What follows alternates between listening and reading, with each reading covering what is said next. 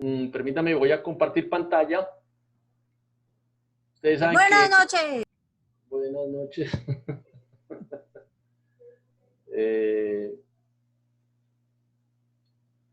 Muy bien.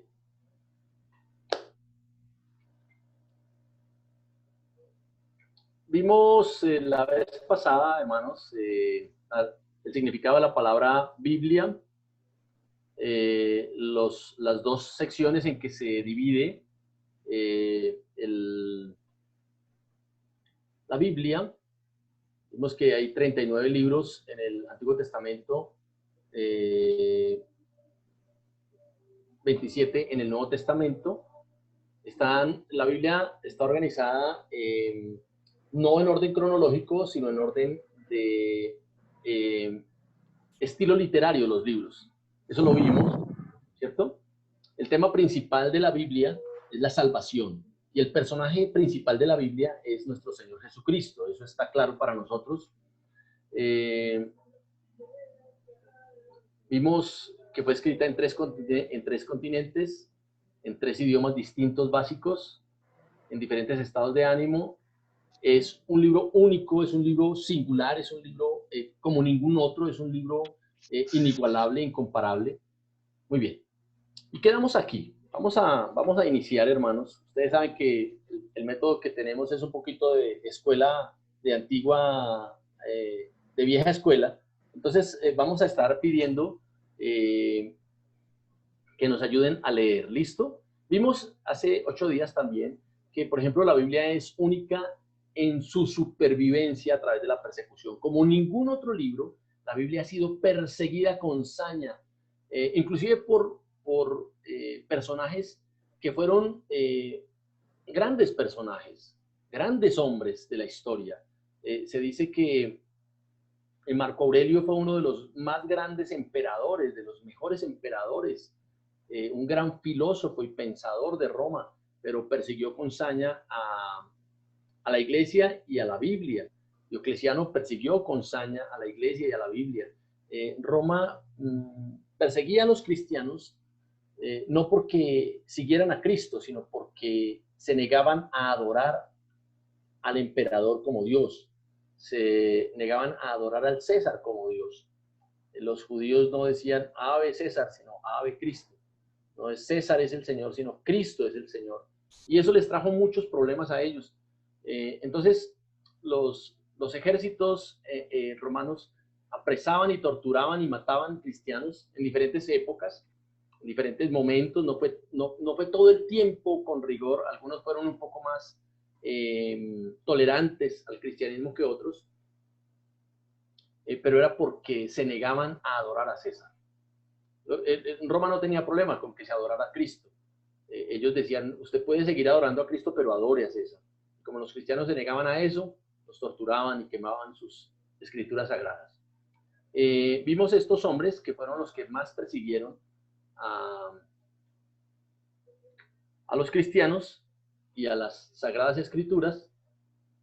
Entre ellos, Nerón fue muy famoso, Marco Aurelio, Diocleciano. En tiempos actuales, por ejemplo, en Vietnam se mataron, en la guerra del Vietnam se mataron aproximadamente 130,000 cristianos. Los gobiernos comunistas hoy persiguen los cristianos, persiguen el cristianismo. En China es muy peligroso ser cristiano. Se dice que las iglesias chinas, ¿sabe cómo cantan? ¿Me está escuchando usted? ¿Sabe cómo cantan las iglesias chinas? ¿Quiere que cante como cantan las iglesias chinas? Las iglesias chinas, en China se canta así.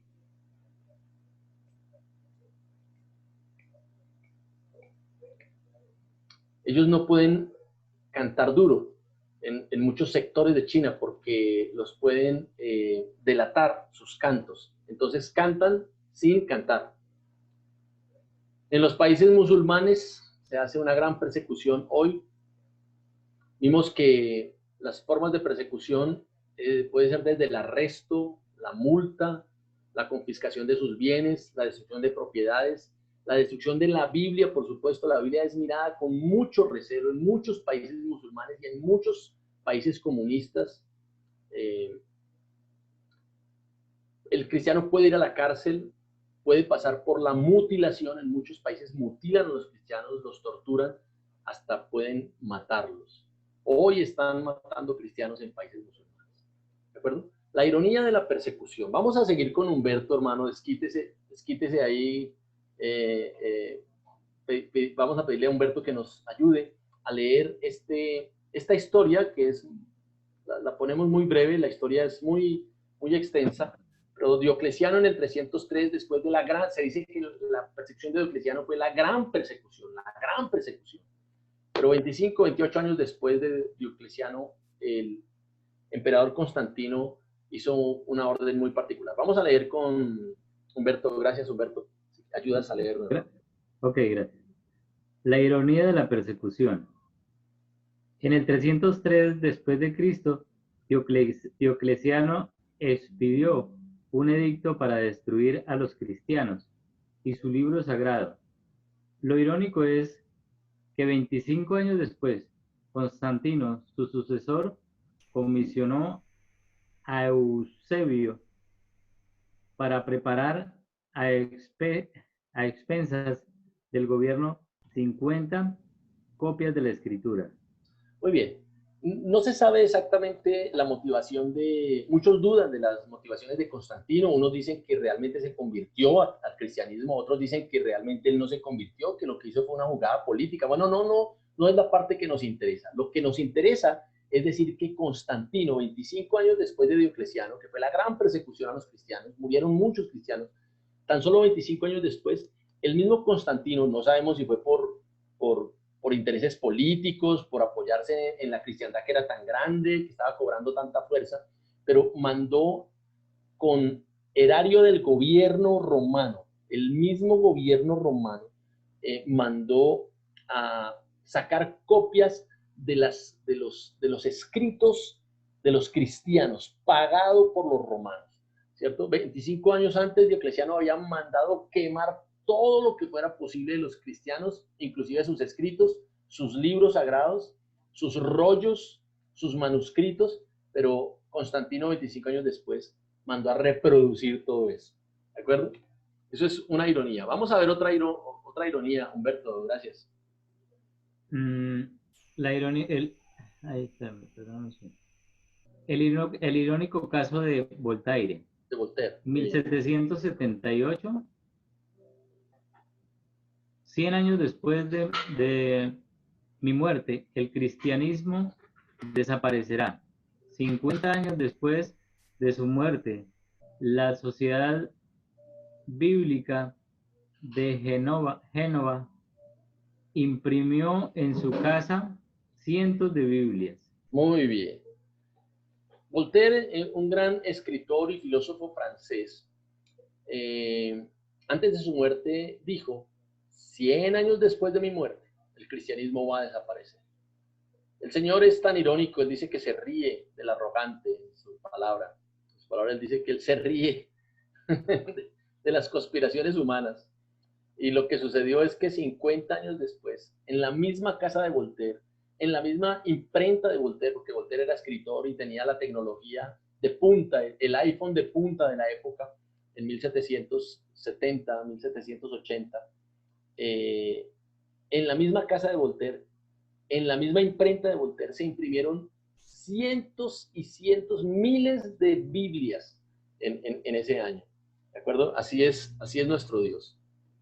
Como dándole una lección de humildad al apellido de Voltaire. Vamos a leer. Omar, ¿cómo estás para leer? Omar Guzmán, ¿estás por ahí, Omar? ¿Cómo te sientes para leer, hermano mío? Esta historia es supremamente linda. No es una historia, ¿Está por ahí, Omar? Omar. ¿Te salió Omar? Muy bien. Entonces vamos a pedirle el favor a Lilian. Lilian Quintero, ¿cómo estás para leer, Lilian? Tú me dices, Lilian. Bien, sí, señor. Muy Listo. bien, entonces vamos a leer esta reflexión que me parece hermosísima acerca de la Biblia. Es un escritor anónimo, no se sabe quién lo escribió. Vamos a leer. El libro diferente es la Biblia. Los siglos pasan, pero la Biblia ahí está. Los imperios aparecen, desaparecen y son olvidados, pero la Biblia permanece. Las dinastías suceden a las dinastías, pero la Biblia ahí está. Los reyes son coronados y destronados, pero la Biblia sigue ahí. Los emperadores decretaron su destrucción, pero la Biblia sigue ahí, sigue viva. Perdón. Los ateos los atacan, pero no han podido destruirla. Los agnósticos sonríen cínicamente, pero ahí está, inamovible. Los incrédulos la abandonan, pero ahí está. Los de la alta crítica niegan su inspiración, pero ahí está. Encienden hogueras para quemarla, pero ahí está. Se predice que será abandonada y olvidada pronto, pero ahí está. Ha narrado la historia desde el comienzo, algo más de 5.000 años, pero sigue vigente. Ha sido el libro más odiado y a la vez el más amado, más atacado, más cuestionado, más examinado, más probado, pero ahí está, incólume. Y es que este libro no es normal. Tiene algo que el hombre no puede resistir, olvidar, ignorar o destruir. Es diferente, es la Biblia, el libro que Dios escribió. Amén. El Amén. libro que Dios escribió. El libro diferente. Tiene algo que no se puede resistir, no se puede olvidar, no se puede ignorar, no se puede destruir. Tiene una información divina dentro de él.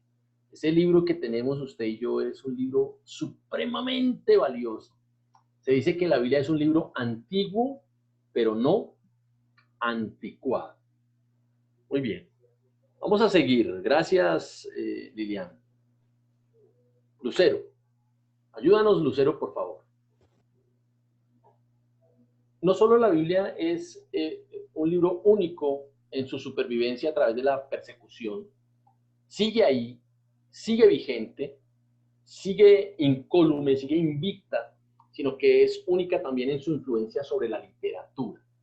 Vamos a ver qué aportes ha hecho, por ejemplo, al respecto de diferentes literatura, tipos de literatura. Gracias, ayúdanos, Lucero. Lucero, gracias. ¿Estás por ahí? ¿Puedes prender el micrófono? Lucero. Sí, acá estoy, pastor, acá estoy. Eso, muy bien. Súbele un poquito el volumen y arranquemos a leer. Ok, ya. Espera un segundo ya, permítame un momentico, pastor. Los voy a estar, perdóneme, hago el comentario, estén muy pendientes porque los voy a estar llamando. Aquí tengo a Lucero, a Rosita, a Willy, a Alba, a Tránsito, a Alba Luz, a Andrea, a Zulma. Entonces los voy a estar convocando a que me ayuden a leer para que se oigan diferentes voces y no sea monótono el tiempo. Gracias. Ok. Única en su influencia sobre la literatura, enciclopedias, teología, geografía, historia, diccionarios, himnología, idiomas bíblicos, atlas, comentarios, educación cristiana y geografía. Eso. Hay un océano literario que la Biblia ha creado. Usted encuentra en el internet, vaya a cualquier librería cristiana y usted va a encontrar enciclopedias, libros de educación cristiana. Tenemos una himnología gigantesca. Usted puede encontrar atlas de la Biblia, comentarios, libros de idiomas bíblicos, hebreo, griego, Biblias interlineales, diccionarios. Hay un océano literario alrededor de la Biblia. Muy bien. Ayúdame, gracias, Lucero, con esta. Bueno, única. Estamos en un océano literario, ¿verdad? Un océano, sí señor, un océano literario cada vez más grande se ha venido formando inspirado en la escritura. Un océano literario cada vez, y ese océano sigue creciendo y creciendo, de literatura creada alrededor de la Biblia. No hay otro libro que tenga tanta información externa a él mismo de todo lo que acabamos de hablar de enciclopedias, teologías, geografías, historia, himnología, diccionarios, comentarios, atlas, educación cristiana. No existe otro libro que tenga tal literatura alrededor de él que la Biblia. Sígueme ayudando, Lucero. Única en influencia sobre la literatura. Los documentos bíblicos han sido reconocidos por historiadores y arqueólogos como joyas históricas de valor incalculable. Ningún otro libro muestra con tanta precisión hechos históricos que la ciencia ha verificado. Muy bien, cuidado con esto. Tenga cuidado con esta frase que le voy a decir. La Biblia es un libro primeramente histórico. Ese primeramente no quiere decir que es lo más importante. Es decir, usted puede ir a la Biblia, ¿cierto? Y leerla. La persona sin Cristo puede ir a la Biblia y leerla y comprobar que en ella hay historia. No es un libro de ficción, no es un libro producto de la imaginación, no es un libro fantástico, no, es un libro histórico. Es decir, los personajes que allí se mencionan, ¿cierto? La historia universal los ha verificado. Nabucodonosor existió, Ciro existió, Darío existió, ¿de acuerdo? Las ciudades que menciona la Biblia existieron, ¿sí? La arqueología ha dado fe de las ciudades que menciona la Biblia. Hay que decirlo con mucho respeto. El libro del Mormón, en el cual ellos basan su fe, la Biblia de los mormones es el libro del Mormón, es un libro fantástico, es un libro de ficción. Guardadas proporciones, es más o menos como Guerra de las Galaxias, como la Guerra de las Galaxias o Star Trek, ¿cierto? Que conocemos, pues hay, no, y lo estoy diciendo con respeto, no hay burla, no hay burla en ese Discúlpeme, pastor. pero Sí, pues, sí. pero es cierto, es que puede dar risa, pero lo decimos con respeto. El libro del Mormón Sí. es un libro de ficción, es un libro fantástico. La historia, cómo le llegó a José Smith la revelación del libro, las ciudades que narra el libro del Mormón, que es la Biblia de ellos, es un libro. Nunca he leído eso. No te pierdes de nada al no leerlo. Te recomiendo más bien, pues lo digo con respeto más bien, mírate las películas de Guerra de las Galaxias o Star Trek, que es más entretenido. Entonces, seguimos. Por ejemplo, Bueno, en la Biblia única, encontramos todo este sistema de literatura al interior de ella y mucho más. Dale, única en influencia sobre la literatura, correspondencia personal, parábolas, biografía, leyes, tratados, figuras literarias, literatura discursiva, poesía, historia. Historia. Muy bien. Entonces, todas estas figuras, ¿cierto? Usted encuentra cartas en la Biblia, encuentra parábolas, encuentra historia, por supuesto, encuentra biografías, encuentra tratados, encuentra leyes, encuentra diferentes tipos de literatura dentro de ella. Es muy rica a nivel literario, es una joya literaria, ¿cierto? Hay joyas literarias. Por ejemplo, nosotros tenemos una joya literaria en Colombia, 100 años de soledad, es una joya literaria, ¿cierto? Y su ambiente macondiano, que fue fantástico, pero narra mucho de la cultura, de la idiosincrasia de la época en Colombia.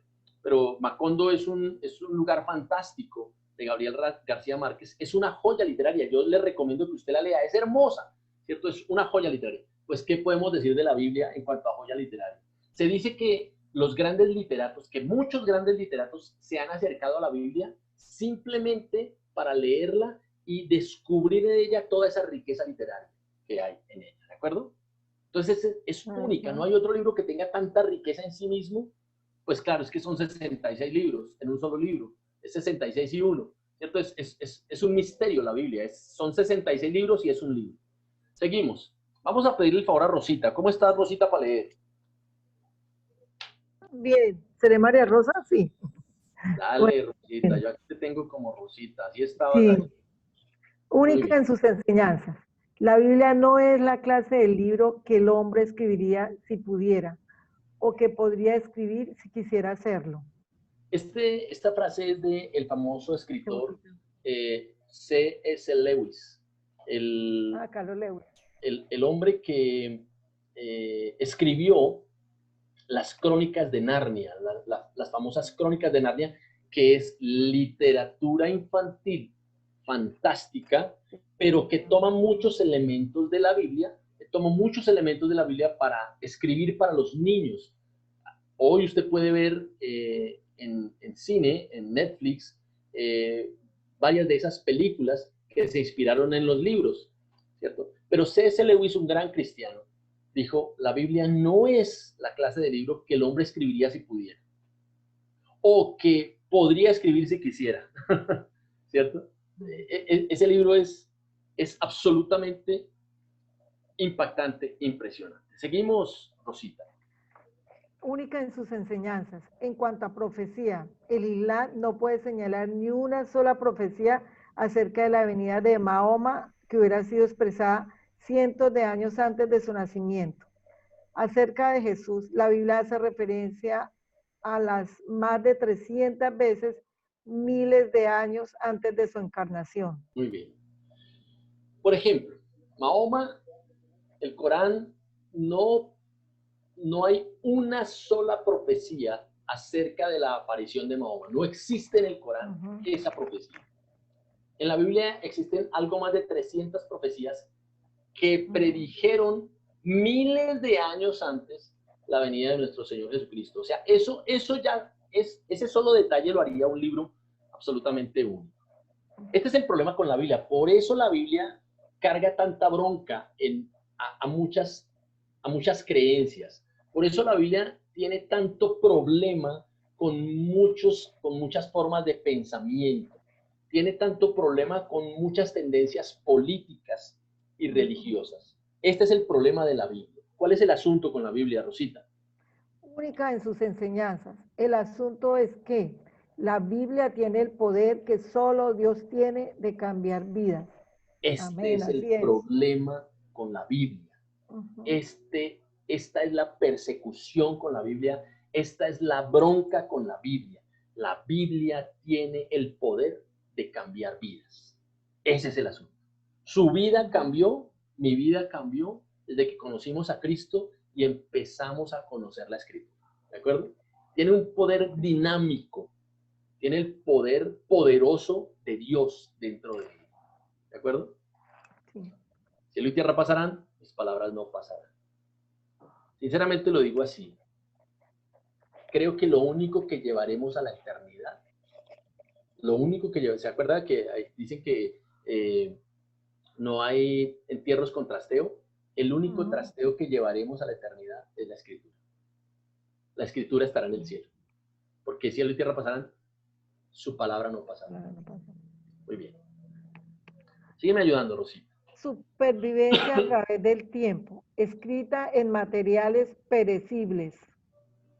La Biblia inicialmente fue escrita en materiales perecibles, en materiales, bueno, todo en este mundo, todo en este mundo es perecible.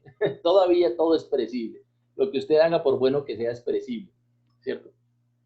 Vamos a mirar, cuando se refiere a perecible, se refiere a materiales de corta duración. Esos materiales eran de corta duración. Hoy usted puede tener una Biblia 10, 20, 30 años. Yo tengo una Biblia de hace muchísimos años, viejita, toda desbaratada. La mandé otra vez a la tipografía y me la encuadernaron nuevamente y quedó como nueva. Que la quiero mucho y es mi Biblia base, pues. Una Reina Valera viejita. Pero en ese tiempo los materiales eran de corta duración. Eso queremos decir con perecibles, porque todo en este mundo es perecible. Gracias. Se copió y recopió a mano antes de la invención de la imprenta. Dios usó métodos naturales.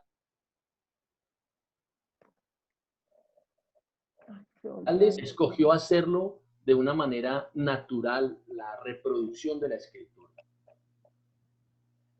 Hay suficientes miles de copias como para comparar unas con otras y garantizar su fidelidad original. Muy bien. Hay suficientes miles de copias. Lo que hoy tenemos, los manuscritos que hoy tenemos, son copias originales de copias originales de copias originales de originales. ¿Me explico? O sea, son copias, pero esas copias son en sí mismas originales, porque respetaron el original de donde venía. ¿De acuerdo? Vamos a explicar eso un poquitico más adelante. Hay suficientes miles. No hay algunas decenas, no hay algunos, digamos que hay 5 manuscritos o 10 manuscritos. Hay miles de manuscritos en diferentes bibliotecas, en diferentes museos del mundo, y todavía hay, presumo que hay algunos por encontrar. Supervivencia a través del tiempo. ¿De acuerdo? Seguimos, Rosita, ayúdeme. Bueno, supervivencia a través del tiempo. Existen unos 8.000 manuscritos griegos. 8.000 manuscritos, imagínese usted, 8.000 manuscritos aproximadamente griegos.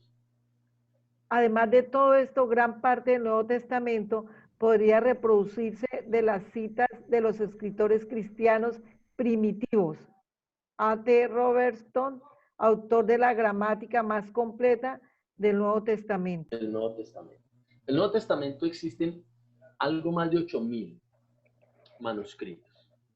Pero si esos manuscritos desaparecieran,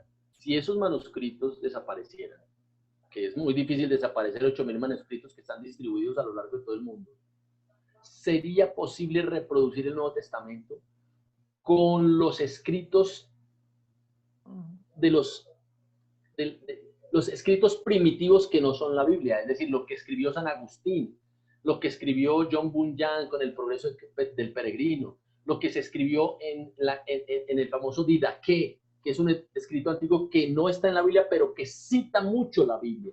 Se podría restaurar, se podría volver a escribir, a compilar el Nuevo Testamento, si esos 8.000 manuscritos no estuvieran. Muy bien. Aquí entramos a un tema un poquito complicado. ¿Ustedes qué creyeron, no? ¿Qué creyeron? ¿Cómo dice Rosita? ¿Cómo te fue con la tarea? Muy bien. Vamos a dejar de compartir pantalla. ¿De acuerdo? Permítanme, les comparto otra vez la pantalla aquí. Porque usted está así, ¿cierto? Está...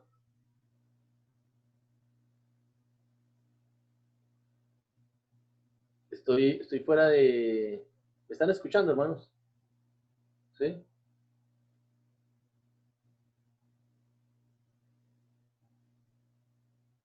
Sigo. Muy bien. Entonces vamos a hacer un brexito aquí.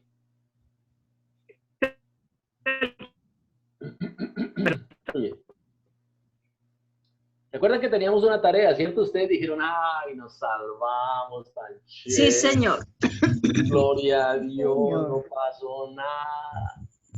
No se preocupe que si usted no tiene la tarea, la salvación no se pierde, lo que se pierde es la calificación, ¿cierto? Entonces vamos a coger aquí, vamos a agarrar aquí, porque todos tenemos que participar. Pues aquí está la mitad del Casanare. O sea, esta parte de Sudamérica aquí, Sudamérica y Norteamérica, entonces es muy grande el grupo. Entonces vamos a preguntar, vamos a preguntarle a Lilian. Lilian, ¿cómo estás tú? ¿Te acuerdas cuál era la tarea?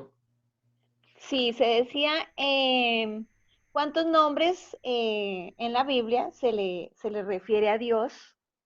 A ella misma, a ella misma. ¿De acuerdo? Bueno. ¿Qué nombres encontraste de la Biblia en ella misma? Bueno, Esa es la tarea. Dale, Lilian. Encontré Elohim. Ah, ya. Dice Elohim, él, Dios. En la Biblia encontramos muchas veces el nombre él. Ah, ya, correcto. Ese es uno. Bueno. Muy bien, 2, Lilian. el yo soy. No. Ah, bueno, yo soy. Bueno. 2 es el yo soy. Dame otro. Yo soy el que soy. Muy bien. 3, Señor, Dame el último, ¿Señor? el último nombre. El último nombre, el último. aló, El último nombre, dame el último nombre. Sigue. yo soy. Muy bien. Elohim y el yo soy. Muy bien. Muy bien. Otro, Adonai, Eso, Señor, perfecto. amo. Muy bien. Vamos a dejar ahí. ¿Listo? Sí, Lilian, señor. Lilian, hiciste una lindísima tarea. Hiciste una tarea muy valiosa, excelente. Es muy lindo. Aprendiste mucho, me imagino, a través de eso, ¿verdad? Esa investigación que hiciste. Pues sí, porque no sabía, sinceramente. Yo sabía Muy bien. solamente el Dios y de pronto el yo soy. Muy bien. El yo soy. Sin embargo, Pero la cantidad de nombres, muy no. bien. Es lindo lo que hiciste, es lindo lo que hiciste. Sin embargo, la tarea que habíamos pedido era distinta, ¿de acuerdo? Nombres Entonces, pero no te preocupes, lo hiciste bien, lo hiciste Nombres bien. de la Biblia. Eran nombres de la Biblia que están dentro de versículos de la Biblia. ¿Sí está claro? Nombres de la Biblia que están dentro de versículos de la Biblia. Entonces Sí. vamos a preguntarle a Sí, Carolina señor. Ramírez. Carito, ¿andas por ahí, Carolina? Sí, Carolina, ¿encontraste algunos versículos que hablen acerca de nombres de la Biblia que la Biblia recibe dentro de la misma Biblia? Es decir, la palabra Biblia usted no lo va a encontrar dentro de versículos de la Biblia. ¿Cómo se le llamaba a la Biblia antes de que nosotros la llamáramos la Biblia? ¿Me explico? Es eso. sí. Pero Lilian, cuidado, lo que hiciste estuvo muy chévere. No te sientas mal. Maravilloso lo que aprendiste, pero la tarea era otra. Vamos, Carito. Encontré escritura, Escritura, muy bien. Dale. palabra de Dios, Palabra de Dios, sí señora. Muy bien, sigue. ley de Jehová, Ley de Jehová, bien. testimonios, Testimonios, sí señora. La Biblia es los testimonios de Dios. mandamientos, Muy bien, mandamientos. Dejémoslo ahí, Carito. ¿vale? Muy bien. Vamos a preguntarle a Laura Maritza. Laura, ¿encontraste otros nombres diferentes a los de Carolina? Sí, señor, muy buenas noches. Dale, Laura, rápidamente. Como 15. Tengo el libro de la ley, el de Deuteronomio 31:26. Libro de la ley. Cuando ellos preguntaban, le decían entonces, decían, pásame el libro de la ley. ¿Listo? En Deuteronomio 10. Muy bien. Otro, Laura. El Deuteronomio. El Evangelio, en El Romanos Evangelio. 1:16. Así es, el Evangelio. ¿Cierto? Ellos hablaban era del Evangelio en el Nuevo Testamento. Es las buenas noticias, el Porque Evangelio. ya Muy no me bien. avergüenzo del Evangelio. Eso. Porque es poder de Dios para salvación a todo Otro aquel nombre. que cree. Otro nombre. Sagradas Seamos Escrituras, en Romanos 1:2. Repíteme. Sagradas Escrituras. Las Sagradas Escrituras están ahí. Entonces, En cuando ellos se Romanos referían, 1:2. ellos no hablaban de la Biblia, ellos hablaban de las Sagradas Escrituras. Cuando se referían a los libros del Antiguo Testamento y del Nuevo Testamento, son las Sagradas Escrituras. Muy bien. Último, Laura. Ley de Dios, en Salmos 19:7. La ley de Dios, la ley de Jehová. Era la ley de Jehová. Maravilloso. Perfecto. Muy bien. Muy bien, maravilloso, El Laura. mensaje de Cristo, Colosenses Tránsito. 3:16. Tránsito. Señor. A ver, ¿tienes otros nombres que no hayan compartido nuestras dos hermanas anteriores? Sí, señor. Preceptos. Otra vez. Preceptos. Preceptos, muy bien. Aló. Preceptos. Preceptos. Eso. Exacto. Bien. Ordenanzas. Ordenanzas. Eso, perfecto. Son ordenanzas lo que tenemos en la Biblia. La Biblia son las ordenanzas de Dios. ¿Otra vez? Sendas. Bueno, las sendas. No corresponda. La palabra de Dios, los preceptos nos enseñan las sendas de Dios, que no corresponde. Muy bien, pero sigamos. Sendas.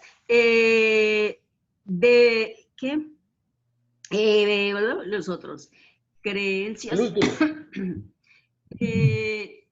Tiempos, señales. Ay, ¿qué se me hizo? ¿Qué pasó? ¿Qué se me borraron? Muy bien, tranquila. Bueno, preceptos, sendas. Yo lo subrayé. mandamientos, estatutos. Mandamientos y estatutos. Vamos a dejar ahí tránsito, gracias. Perfecto. Mandamientos Listo, y estatutos. listo. Maravilloso. Sí, señor. Caminos. Hay una vista que dice Latinic Assistant. Latinic, no te salvaste con ese nombre. Latinic Assistant. Da la cara, Latinic. Latin Assistant.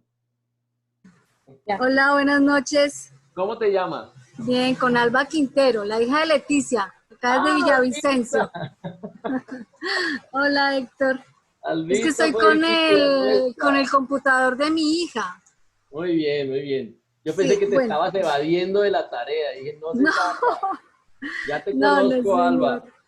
Bueno, Sí. ¿tienes otros 2 o 3 nombres diferentes a los que nuestras hermanas han compartido? Sí, señor. Las escrituras, Escrituras, sí, señor. el Señora. rollo del libro, El rollo del libro, excelente. Muy bien. la espada del espíritu, Bueno, ese ya es un símbolo. No es tanto un nombre, sino es un símbolo, pero está bien. Un símbolo, la palabra de vida, La palabra de vida, maravilloso, Albita. las palabras del Señor. Las palabras del Señor. Alba, qué alegría saludarte, qué alegría. Igualmente, un escucharte. abrazo. Dale un abrazo muy fraternal a Leticia. Claro que sí. Muy bien. Con mucho gusto, gracias. Maravilloso, maravilloso. Qué alegría, Albita, saludarte. Muy bien, hermanos, muy bien, muy bien. Y Lilian nos dio la ñapa con los nombres de Dios. Eso estuvo muy bien, Lilian. Realmente te felicito porque aprendiste mucho a través de esa tarea que hiciste.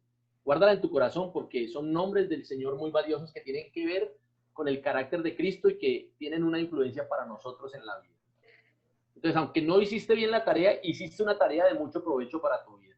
De eso se trata esto. ¿Puedo decir algo, pastor? ¿Sí? Bravo y breve.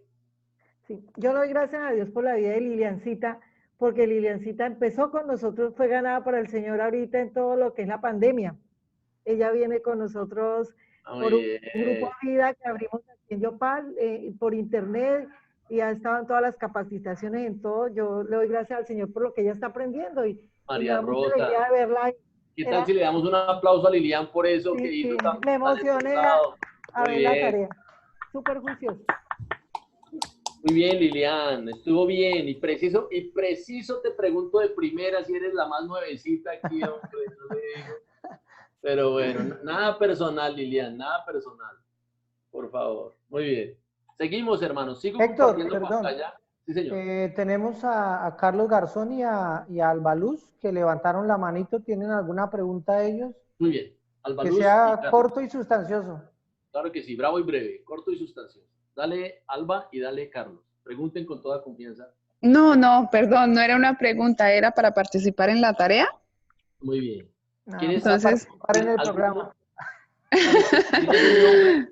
No, ya los 8 que tengo aquí ya los dijeron. Ah, bueno, muy bien. Bueno. Listo, Carlos. era porque... Dale, Carlos. Buenas noches. ¿Cómo estás, hermano? Un gusto saludarte. Bien, gracias. Bueno, por aquí tengo también el libro. Repítemelo, por favor. 47. Repite. El rollo del libro. El rollo del libro, correcto, que ya Albita nos había dicho, maravilloso. El rollo del libro, está en Apocalipsis, el rollo del libro. Muy bien. Qué bueno. ¿Algo más, Carlos? Muy bien. Muy bien. Seguimos, hermanos. Vamos a compartir pantalla nuevamente. ¿Listo? Perdóneme. Aquí. Téngame paciencia. Eso. Muy bien. Quedamos aquí, ¿verdad? Esa era la tarea. El nombre que se refería a la Biblia, a ella misma, con versículos. El libro de la ley, las palabras del Señor, la ley de Dios, el rollo del libro, la palabra de Dios, la verdad, las palabras de vida, las santas escrituras, la espada del Espíritu, la palabra de vida. Muy bien. La palabra de Cristo, las escrituras, la palabra de Dios. Muy bien. ¿Cómo se conformó la Biblia y llegó hasta nosotros? Para que usted la tenga hoy aquí, ¿qué ha pasado? Ha pasado todo un proceso. Eso ha sido un proceso muy largo. No crea que eso fue algo de un día para otro. Vamos a pedirle el favor al estimado señor Willy. Willy, ¿estás por ahí, verdad? Willy. Estoy. Muy bien, gracias Willy. ¿Cómo estás para leer, hermano mío? Excelente, gracias al Señor. Gracias Willy. Entonces Willy nos va a ayudar a leer algunos apartes de esta enseñanza que viene a continuación. Gracias. ¿Cómo se conformó la Biblia y llegó hasta nosotros? Tenemos que comenzar aquí. La tradición oral. En la tradición oral. Así comenzó todo. La tradición oral, ¿cierto? Sí. ¿Cómo se conformó y llegó hasta nosotros? Complete nuestra tradición oral. Vamos a hacer un jueguito. Nosotros como colombianos tenemos una tradición oral, ¿cierto? Sí. Voy a poner Sí, sí. algunos ejemplos. Willy, yo voy a decir la primera parte y tú vas a decir la segunda parte de esta tradición oral, ¿te parece? Ok. Sí, ¿Listo? señor. Yo digo la primera, yo digo la diapositiva y tú vas a completar porque conocemos la misma tradición oral tú y yo. ¿Listo? Amén, sí, señor. Si Willy hace algo mal, entonces le ayudan. ¿Listo? Ok. Yo Sí, señor. sinceramente creo que va a ser difícil que haga algo mal. Ok. Más vale pájaro en mano. Que siguen volando. Muy bien. A caballo regalado. No se le mira el colmillo. Muy bien. La suerte de la fea. La bonita la desea. Muy bien. Tras de gordo. Hinchado. Muy bien. Vamos bien con la tradición oral que tenemos nosotros. Duérmete, niño, duérmete ya.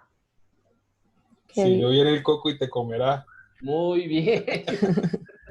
Ojo, usted se ríe, pero eso hace parte de nuestra tradición oral. La pregunta es, ¿quién creó esos dichos? ¿Alguien me podría decir qué autor tienen esos dichos?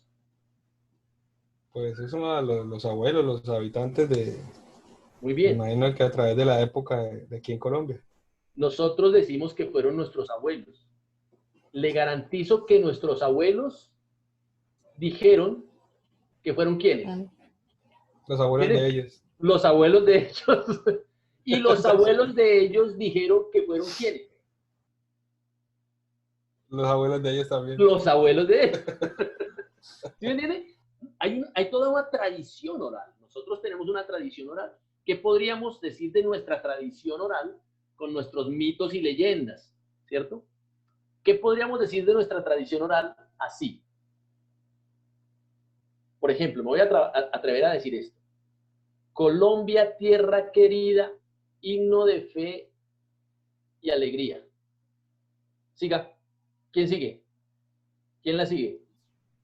Cantemos, cantemos Colombia, todos, patria himnos de querida. paz y alegría. Exactamente. Colombia, patria querida.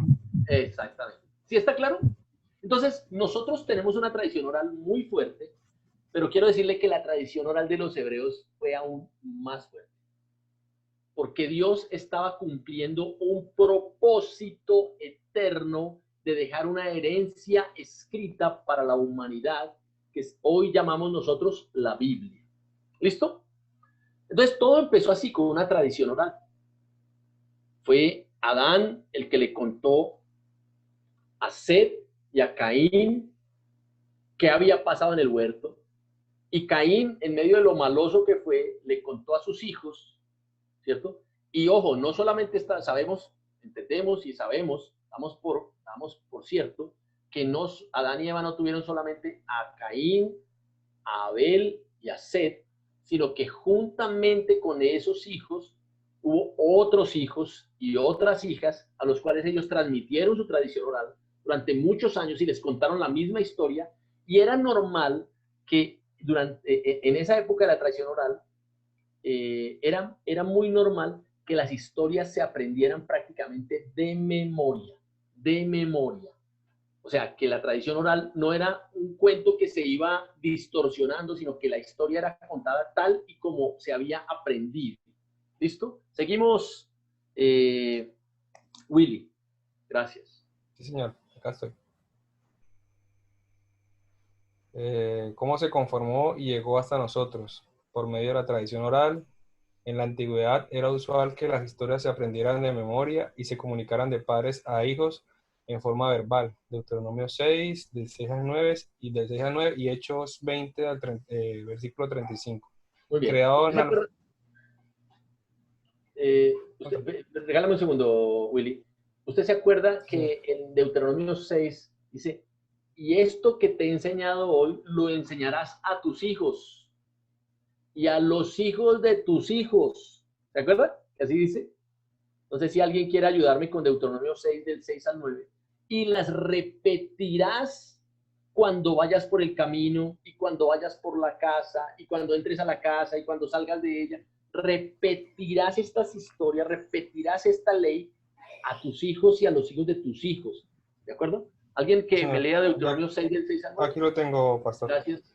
Gracias. Y estas palabras que yo te mando hoy estarán sobre tu corazón. Y las repetirás a tus hijos y hablarás de ellas estando en tu casa y andando por el camino y al acostarte y cuando te levantes. Y las atarás como una señal en tu mano y estarán como frontales entre tus ojos. Y las escribirás en los postes de tu casa y en tus puertas. Qué tremendo. Dice, las repetirás cuando vayas por el camino y por la noche y por la mañana, ¿sí? Y las repetirás. Están dormidos. Y también, ya después las escribirás. ¿Sí? ¿Sí está claro el concepto, hermanos? Quiero contarles algo. Amén. Yo me aprendí, me acabo de aprender y vengo luchando hace semanas con el ejercicio de aprenderme un poema del año 1600. Estamos hablando de hace 420 años. Me quise aprender ese poema. No sé si el pastor Wilson lo ha escuchado, me imagino que sí. O el pastor Alvarito, o el pastor Pedrito, o...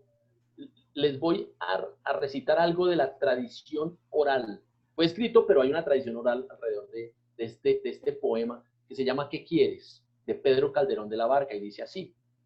Se la voy a recitar para que usted la escuche. Dice, ¿qué quiero, mi Jesús? Quiero quererte. No lo estoy leyendo, lo estoy diciendo de memoria. ¿Qué quiero, mi Jesús? Quiero quererte. Quiero cuanto hay en mí del todo darte, sin tener más temor que el ofenderte, sin tener más placer que el agradarte. Quiero olvidarlo todo y conocerte. Quiero dejarlo todo por buscarte. Quiero perderlo todo por hallarte. Quiero ignorarlo todo por saber. Quiero, amable Jesús, abismarme en ese dulce hueco de tu herida y en sus divinas llamas abrazarme. Quiero por fin en ti transfigurarme, morir a mí para vivir tu vida, perderme en ti, Jesús, y no encontrarme. Pedro Calderón de la Barca, año 1600. ¿Me entiende? Eso, gracias por el aplauso, María Rosa. Eso es una tradición oral. Y eso era lo que hacían los antiguos con sus hijos y con sus nietos. ¿De acuerdo? ¿Está claro? Entonces todo comienza allí. Gracias, Willy. Sígueme ayudando con esa voz tan chévere que tienes, hermano. Entonces... Ok. Los manuscritos. Le presento un manuscrito. ¿Alguna vez usted ha hecho un manuscrito? Es decir, escribir a mano. El manuscrito era simplemente eso, escribir a mano. Eso es un modelo de manuscritos. ¿Sí?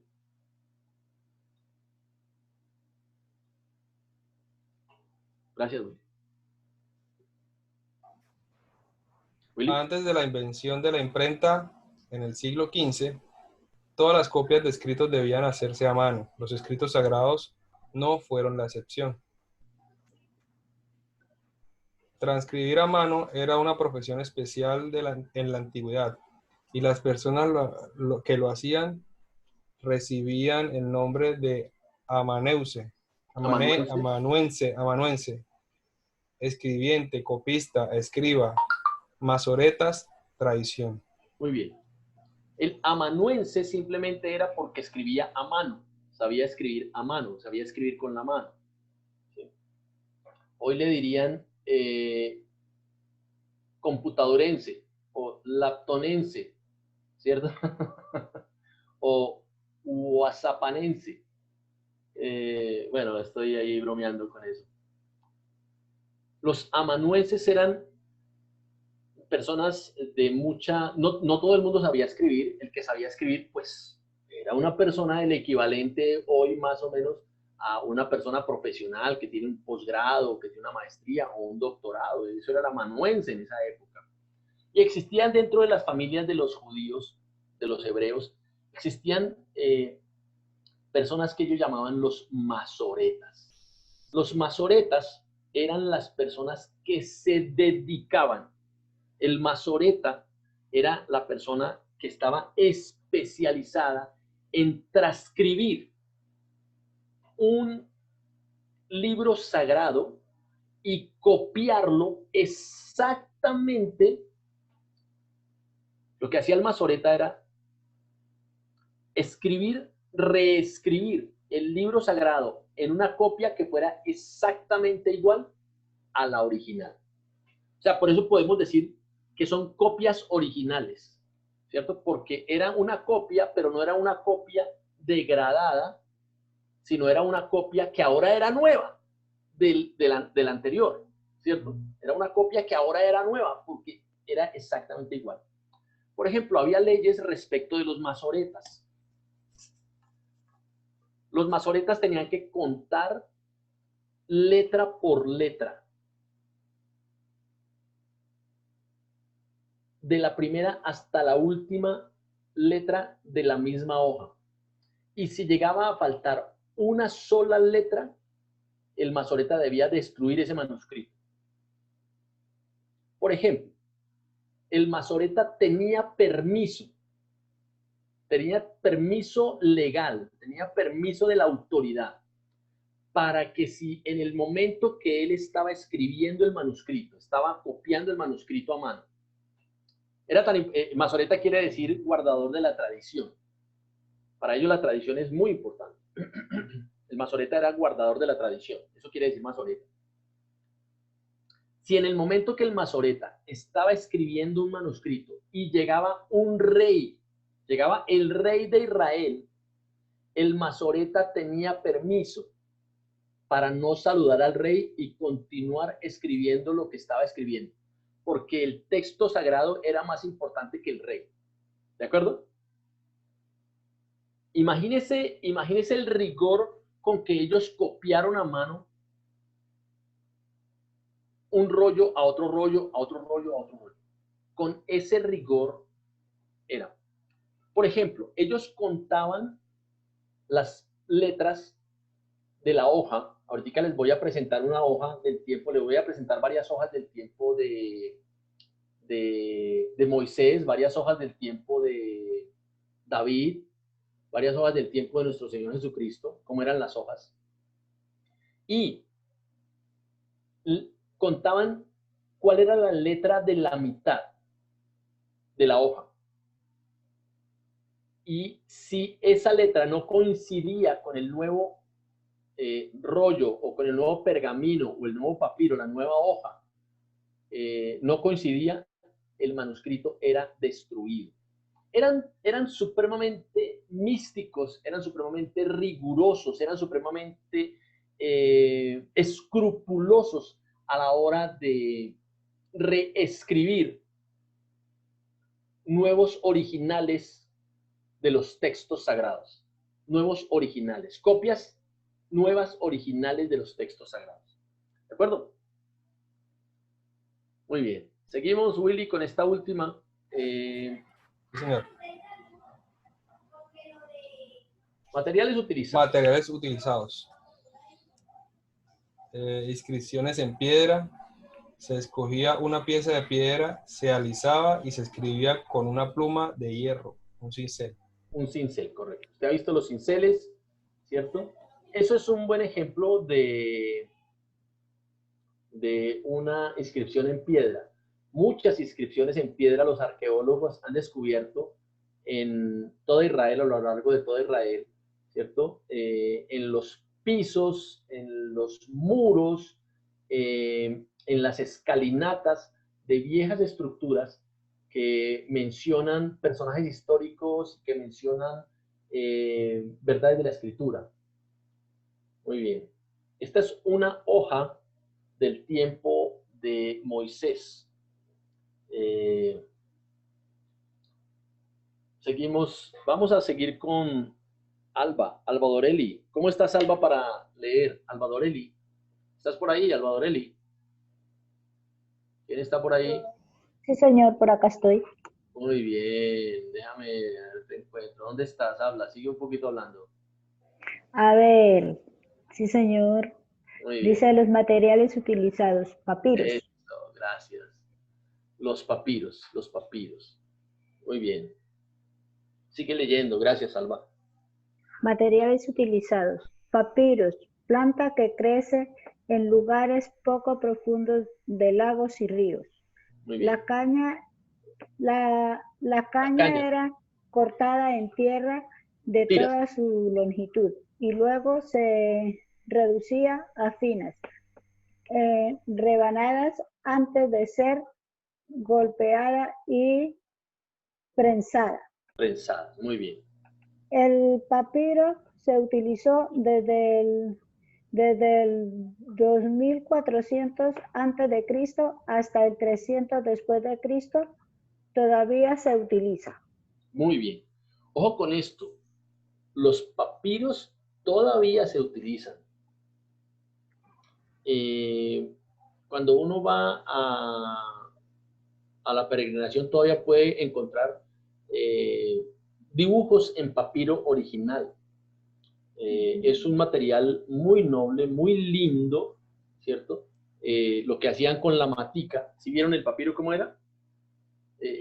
La matica verde que está ahí a mano izquierda del dibujo. Sí, como una caña. Esa cañita, ese tallo, lo abrían, ¿cierto? Lo maceraban, ¿cierto? Lo oprimían, lo golpeaban con piedra, iban formando la hojita, uno con otro papiro, hasta que quedaba una hoja de un tamaño suficiente para empezar a escribir. Entonces, muy bien, seguimos aquí, Alba. Materiales utilizados. Pergaminos. Estos son pergaminos. Muy bien. Los pergaminos. Seguimos, Alba. Pergaminos, papeles. Pieles. Pieles curtidas de ovejas, cabras, antílopes, las cuales eran desprovistas del pelo. Del pelo, muy bien. Un animal mucho Un material. Estoy pensando en los animales. Un material mucho más durable que el papiro. Todo indica que fue en la ciudad de Pérgamo, en Asia Menor, que se comenzó a trabajar con estos materiales, de ahí su nombre. Muy bien, parece que fue en Pérgamo que se empezó a escribir sobre estas pieles, por eso reciben el nombre de pergaminos. Eran pieles de ovejas, de cabras, de antílopes, ¿cierto? Les quitaban el pelo, las trataban y después de unos meses de curtirlas, de secarlas, empezaban a escribir allí. Gracias, Alba. Vamos a seguir con Tránsito. Tránsito, ¿cómo estás para leer? Bien, mi líder, bien, gracias. Muy bien. Les presento una hoja de la época de David, quizás de Isaías, una hojita del tiempo de Jeremías. Esta es una hoja, ¿de acuerdo? Muy bien. Gracias, Tránsito.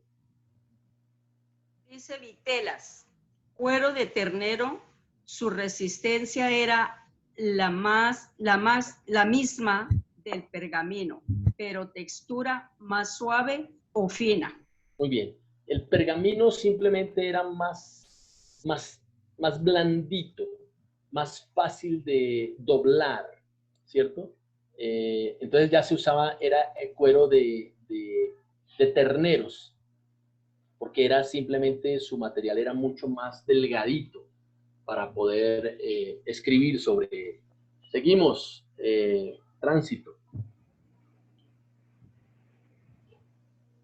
Gracias. Tránsito, ¿estás por ahí? Tablillas de arcilla. De arcilla. Tablillas de arcilla. Se hacían láminas de arcilla y se escribía en ellas con un instrumento agudo. Este material se usaba con frecuencia por económico y durable. Usaba con frecuencia, estas son hojas del tiempo por allá de... Eran las hojas que se usaban en aquel tiempo, ¿no? Muy bien, gracias. Les voy a presentar, aquí están las minas Parker, los esferos Parker y Mont Blanc de la época, ¿de acuerdo? Estas eran los lapiceros Paper Mate, y eran los lapiceros finísimos de la época. Estas eran las plumas de la época, de Moisés, de David. Realmente no hubo mucho avance hasta hace muy pocos años respecto de las formas como se escribía. Instrumentos usados para escribir. Gracias, Tránsito. Cinceles. Cinceles, plumas, juncos. Plumas de juncos, muy bien. Plumas de juncos, muy bien. Gracias. Vamos a pedirle el favor al Baluz. ¿Estás por ahí, Albaluz? ¿Albaluz? Ya, sí, estoy acá. Muy bien, Alba. Gracias, Albaluz, por ayudarnos. Seguimos aquí leyendo, entonces. Ay, pero ahora no veo es la pantalla. ¿Ya la ves? Solo lo veo a usted. Espérate, ya, listo. Muy bien. Bueno, Instrumentos para escribir. Sí. La tinta para escribir con las plumas de juncos era un compuesto de carbón, goma y agua. Muy bien. Realmente la tinta no ha evolucionado mucho. Lo que se usan hoy son tintes con goma para que pegue, ¿cierto? Y agua. Era eso lo que se usaba. Se hacía algo que tiñera, algo que pegara, ¿cierto? Y a base de agua, y con eso se escribía. Seguimos, Alba. Sí. Bueno, las formas de los libros antiguos, rollos y códices. Muy bien. El rollo es un rollo. El rollo se enrollaba, ¿cierto? Eran de pergamino, o eran de vitelas, o eran de papiro, ¿cierto? Pero con los años se dieron cuenta de que quizás funcionaba, era un poco más fácil de transportar y de guardar en forma de códices. Como usted se da cuenta, el códice simplemente es un libro, ¿cierto? Solamente que los libros de aquella época eran libros muy grandes, eran libros enormes, y al no doblar las hojas, pues las hojas sufrían menos, entonces duraban más tiempo. Las hojas de pergamino, o las hojas sobre todo las de pergamino, entonces no se doblaban, entonces las hojitas duraban mucho más tiempo. El manuscrito duraba más tiempo, ¿listo? Eran los masoretas los que se preocupaban por transcribir en copias originales el texto, pero los tenían en forma de códice. El códice básicamente es un libro, ¿listo? Seguimos, Albaluz. Bueno, rollos. Hojas de papiro pegadas y enrolladas en largas tiras alrededor de un palo de madera. Eso es un rollo, ese es el modelo de un rollo. ¿Está claro, hermanos, lo que es un rollo? Dígame así con el dedito, por favor. Muy bien. Eso es un rollo. Gracias. Seguimos, Albaluz. Su longitud promedio era entre 7 y 12 metros. Se escribían por un solo lado.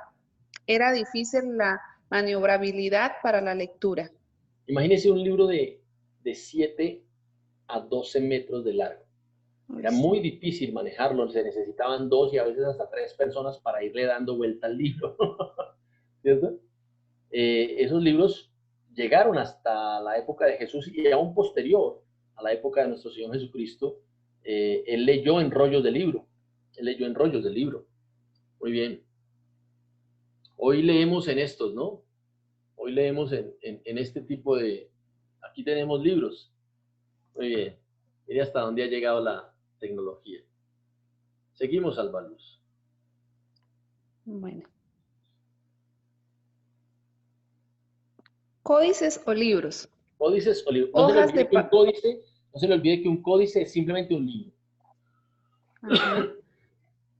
Hojas de papiro, pergamino o vitela se disponían en forma de libro.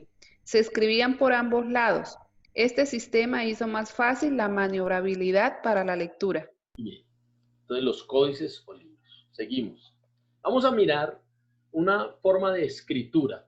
Vamos a mirar la forma de escritura. Te voy a pedir el favor, Alba Luz, que leas esa forma de escritura. ¿Cómo se llama esa forma de escritura? Códices. Uncial. Uncial. Ellos Sí. escribían de forma uncial. ¿Listo? De forma uncial. Vamos a Uncial. leer. ¿Quieres leer ese uncial que hicimos? Bueno, dice, en el principio creó Dios los cielos y la tierra estaba desordenada y vacía, y las tinieblas estaban sobre la faz del abismo, y el Muy espíritu de los movía sobre las faz de las aguas. María Rosa, te voy a hacer una pregunta, María Rosa. ¿Qué características tiene el uncial? Según lo que tú ves ahí en ese texto, ¿qué características tiene el uncial? Que la letra es es en mayúscula. Ojo, el uncial Casi es en todas. mayúscula, eso es importante. Los unciales eran en mayúscula. Y dos. En mayúscula es, no sé, se me ocurre que es como con una tinta, ¿no? Especial. Sí, Tiene que ser pero una tinta. mira el texto en español. No tenía espacios para las palabras. No tenían espacio para las palabras. No había espacios. Ni separados. signos de nada, ningún signo, ni comas, nada, absolutamente nada. Entonces, el texto era derecho, sin espacios y todo en mayúscula. El uncial era así. Así se escribía en esa época. ¿Listo? Entonces no había, digamos, se reducía la posibilidad de escribir una palabra que no fuera, porque no había espacio entre, en un sentido era más fácil, en otro sentido podría ser más difícil, ¿no? Podría ser más difícil. Esto es un modelo de uncial. De corrido, como dicen. Exactamente. Seguimos con Alba Luz. Gracias, Alba Luz. Doctor, perdón, ¿puedo hacer un aporte? Claro que sí. ¿Quién habla? Magdalena, María Magdalena. Dale, Magdalena. Claro. Es que mi computador no le funciona la cámara. Ah, muy bien, tranquila. Uncial, adjetivo, que solo empleaba letras mayúsculas de un tamaño cercano a la pulgada y que se usó hasta el siglo VIII. Muy bien, hasta el siglo VIII. Imagínate, hasta el siglo VIII se usó. Maravilloso, gracias. Gracias, Magdalena. Seguimos. Bueno, escritura uncial. Los unciales son los documentos más antiguos que existen. Usaban mayúsculas dibujadas con sumo cuidado, sin separación ni entre palabras ni entre frases. Solo los párrafos se indicaban. Solo había división entre párrafos. Gracias. Esto es un modelo, este modelo ya no es de uncial.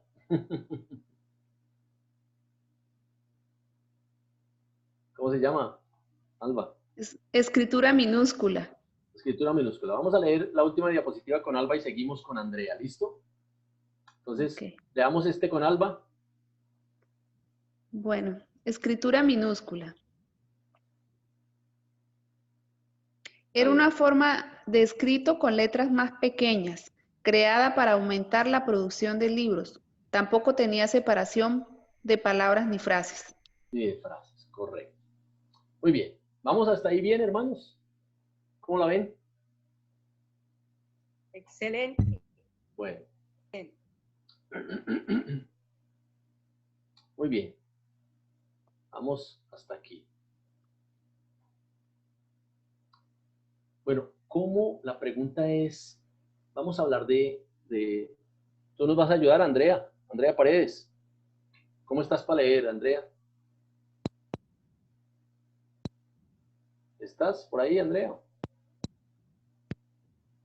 Andrea Paredes. ¿Andrea o salió, creo? Creo que sí. ¿Me escucha? Muy bien, Pastor? sí. Te escuchamos perfectamente, Andrea. Muy bien. Entonces, ¿nos puedes ayudar a leer? ¿Cómo te parece? Sí, señor. Concilios y canon. Concilios. Vamos a hablar de algo bueno, todo es importante. En el seminario todo es importante, pero esto es supremamente importante. Porque esto determina, gracias, Andrea, esto determina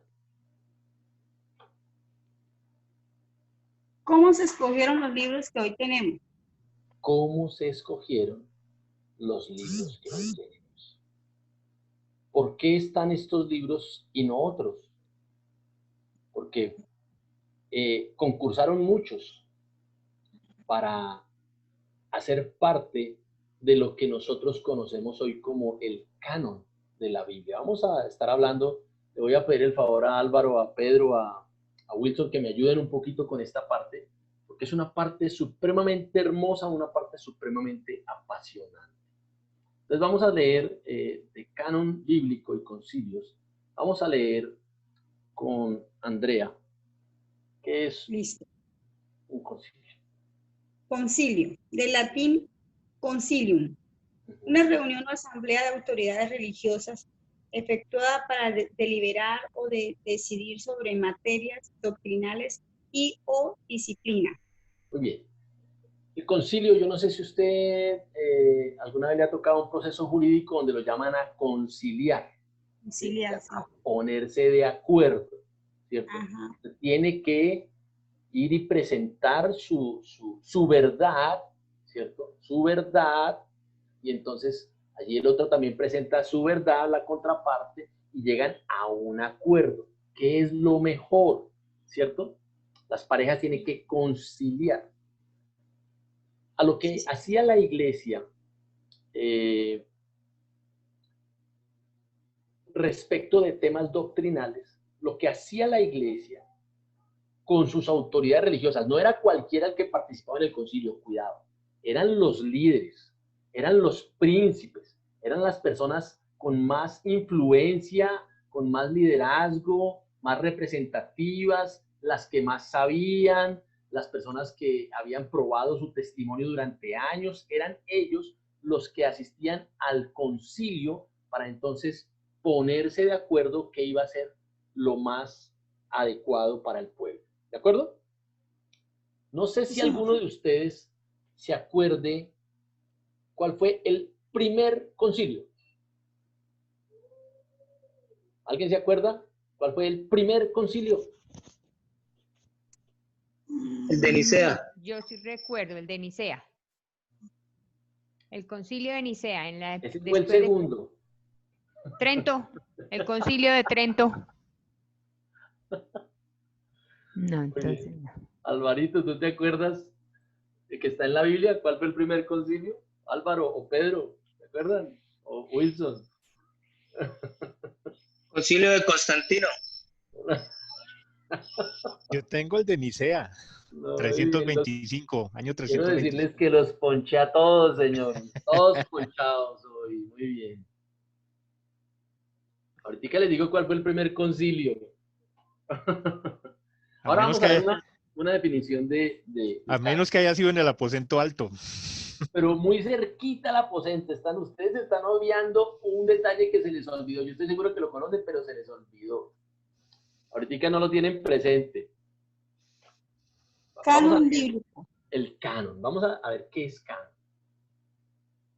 Canon, conjunto de normas, preceptos o principios con que se rige una determinada actividad. El canon simplemente es el conjunto de normas, el conjunto de preceptos o principios que dan la medida para hacer algo, ¿sí? Es el modelo esencial, es la regla de medida, ¿cierto? La que establece la norma para, ¿cierto? La norma para.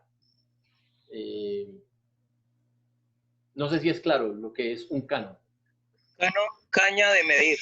Caña de... muchas gracias. Carlos, ¿fue el que me ayudó ahí? ¿Señor? Carlos, ¿eres tú? Sí, señor. Muy bien, Carlos. Esa es. Caña de medir. Eso era un canon, una caña de medir. Gracias, Andrea. Seguimos. Modelo o prototipo que reúne las características que se consideran perfectas en su género. Era la medida modelo que da la característica perfecta. Es la medida perfecta. Eso es un canon, la medida perfecta, ¿cierto? Por ejemplo, nuestro canon del metro, ¿cierto? El metro es un canon. El metro es el mismo en Colombia, en Japón, en Patagonia o en Canadá, en Alaska. El metro es el mismo. Ese es un canon de medida. El metro es un canon de medida, ¿cierto? ¿Sí está claro el concepto? Lo que es un canon de medidas. Por ejemplo, el metro es un canon de medida, el centímetro es un canon de medida. Que rige en cualquier lugar. ¿Perdón? Que rige en cualquier lugar. Que rige en cualquier lugar. Hay un canon que se estableció para la Biblia, para los libros de la Escritura. Es una regla, una medida. Caña de medida. Gracias. El primer concilio, no se les olvide a ustedes cuál fue el primer concilio. Ese concilio está en Hechos 15. Pregunte de Dios. ¿Cómo? Dice que celestiales que señalan el papel de Dios como rey del universo. Tienes mucha dificultad con tu micrófono, apágalo, por favor. Muy bien, el primer concilio es el concilio de Jerusalén en Hechos 15. Jerusalén. En este concilio de Jerusalén, lo que ellos determinaron, resulta que la iglesia enfrentó un escollo ahí, y es que los judíos pensaban que el cristianismo era solo para los judíos, pero cuando supieron que los samaritanos se habían convertido y que en Tesalónica se estaban convirtiendo, ellos se reunieron y se pusieron de acuerdo y dijeron, ¿qué vamos a hacer? Porque los gentiles se están también convirtiendo al cristianismo. ¿Qué es lo que está pasando? Ellos no lo entendían, ¿cierto? Ellos no sabían qué era lo que estaba pasando, no lo entendían. Entonces se pusieron de acuerdo en ese concilio y dijeron, bueno, no, es que la gracia de Dios es para todos. Parece que Dios quiere conformar un nuevo pueblo que está también incluidos los no judíos, las gentes de afuera, ¿cierto? Lo que ellos llamaron los gentiles, y les vamos a pedir a ellos únicamente que se abstengan de comer sangre, de comer ahogado y de fornicación. O sea, ellos, lo que les vamos a pedir es que se abstengan de esas tres cositas, pero ellos también entonces tienen derecho a entrar en esta gracia que Dios ha introducido en esta nueva dispensación, en esta nueva administración, que es el nuevo pacto, el pacto de la gracia, el pacto de la misericordia. ¿De acuerdo? Ese es el primer concilio, no se les olvide. El primero no es Nicea, el primero es Jerusalén, en Hechos, está registrado en Hechos capítulo 15. ¿Estamos claros hasta ahí, hermanos? ¿Sí se acuerda? ¿Ya se acordó, Pedro? Muy bien. El segundo concilio, gracias. Vamos a leer esta última diapositiva con Andrea y nos va a ayudar Zulma. Zulma, ¿cómo estás de micrófono? Nos dices. Entonces vamos a leer esta última diapositiva con Andrea. Gracias, Andrea. Segundo concilio, Nicea, año 325. 318 participantes, 72 días, deidad de Cristo, la Trinidad. Se cumplió la lista de libros que cumplían ciertas normas o requisitos. Muy bien. Imagínense que será un congreso. Yo no sé si voy a mirar aquí caras. ¿Cuántos han estado en un congreso cristiano alguna vez? En un congreso de Cepol o de otra iglesia, ¿cierto? ¿Nuestros congresos duran cuánto? 2 días, 3 días, póngale mucho. Los congresos de pastores nuestros, ¿sí o no, Alvarito? Duran 4 días. Póngale mucho, así exagerado, 5 días. Pues este congresito Duró 72 días. 72 días. Y lo que ellos, en el 325, que fue el concilio de Nicea, 318 participantes, no iba gente aficionada. Ahí estaban las grandes ligas de la iglesia. Estaban, esto todavía se podría decir que es iglesia primitiva, se podría decir todavía que es iglesia primitiva. Estaban los discípulos de los discípulos originales, los meros, ¿sí?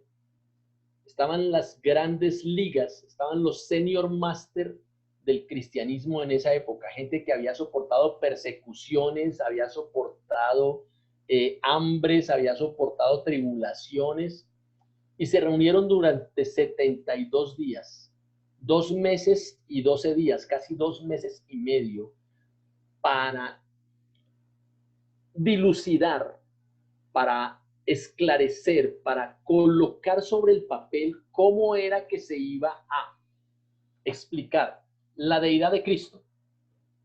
Tremendo problema. Allí hubo problemas con los arrianos, con Arrio, ¿cierto? Para discutir acerca de la Trinidad, ¿cierto? Y se llevaron los libros que ya la iglesia, las diferentes iglesias a lo largo de Asia y África, ¿cierto? Ya llevaban cientos de años utilizando. La carta a los Efesios, la carta a los Colosenses, la carta a los Gálatas, que eran circulares más bien, ¿cierto? El Apocalipsis. Hay que decir que para esta época el canon antiguo testamentario, o sea, del Antiguo Testamento, ese canon ya estaba definido, ese canon ya estaba clarificado.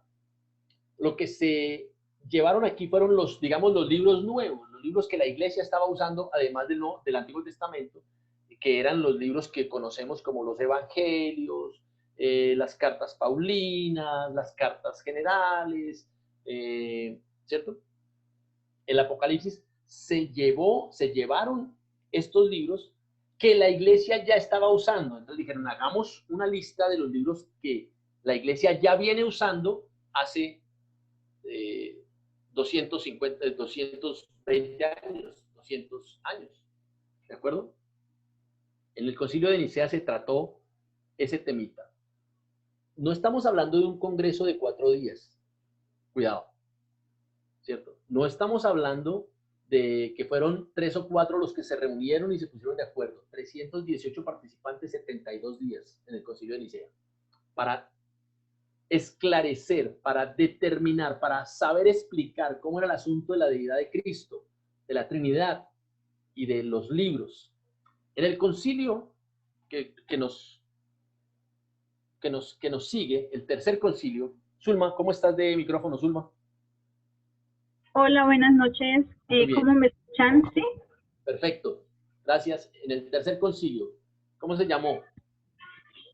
Dice, tercer concilio de Constantinopla, año 381. Constantinopla, año 381. Participantes 186. Cristo es divino, el Espíritu Santo es divino, Cristo es humano, el pecado original contagió a la raza humana, hombre, un ser caído. Todo esto se discutió en el concilio de Constantinopla. Cristo es divino, Cristo es humano, el Espíritu Santo es divino, es Dios, el pecado original contagió a la raza humana, el hombre es un ser caído, lo que nosotros conocemos hoy como soteriología. La soteriología, la doctrina de la salvación. Todo eso se discutió y se clarificó en el concilio de Constantinopla, en el 381. O sea, del 25 al 81, ¿cuántos años hay? ¿Alguien que me ayude a hacer esa cuenta? Del 25 al 81, ¿cuántos años transcurrieron entre un concilio y otro? Seguimos, estimada Zulma. Oficializó cuáles eran los libros inspirados por el Espíritu Santo y los no inspirados. Muy bien. Pastor, una pregunta. Sí, señor. ¿Quién habla? Pero Carlos. Carlos, dale, Carlos. Pero los concilios que hablamos no eran para hablar del canon bíblico, ¿cierto? Sino para temas doctrinales. Ojo, esos concilios hablaron de temas doctrinales, pero siempre tocaron el tema de los libros. ¿Sí respondo a la pregunta? Es decir, el tema de los libros fue un tema recurrente en 4 concilios.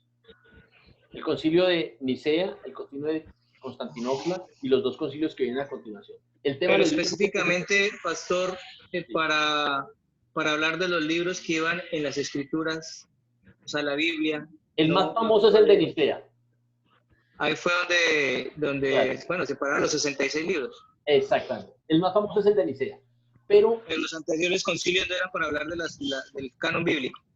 ojo, en los posteriores concilios. Sí. Sí.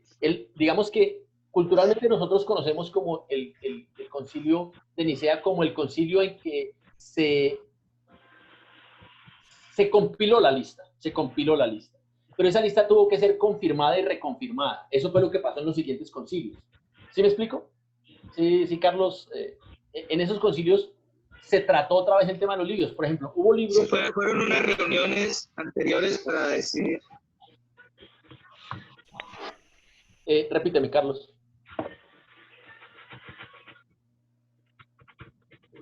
Repíteme, Carlos.